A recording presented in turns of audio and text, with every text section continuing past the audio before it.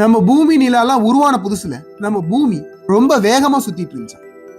ஒரு நாளை கம்ப்ளீட் பண்றதுக்கு 6 மணி நேரம் தான் நம்ம பூமிக்கு தேவைப்படுச்சு.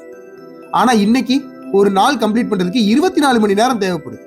இந்த மாற்றம் எப்படி உருவாச்சு அப்படின்னு சயின்டிஸ்டுங்க ரிசர்ச் பண்ண போது அவங்களுக்கு கிடைச்ச பதில் கடல் அலைகள்னு சொன்னா அவங்களால நம்ப முடியுது.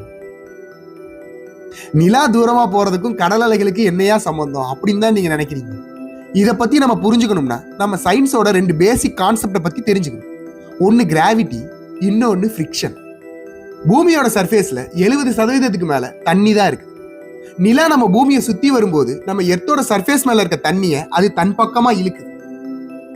இப்ப நம்ம பூமியை ஒரு வாட்டர் பலூனா இமேஜின் பண்ணிக்கோங்க. பூமியோட சர்ஃபேஸ்ல இருக்க தண்ணியை நிலா தான் பக்கமா இழுக்கும் போது நம்ம பூமி நிலாவால இழுக்கப்படுற அந்த பர்டிகுலர் ஏரியால பல்ஜ் ஆகுமா? இதைத்தான் ஹை டைட் அப்படின்னு சொல்லுவாங்க. இப்பதான் இங்க ஒரு பெரிய ட்விஸ்டே நடக்குது.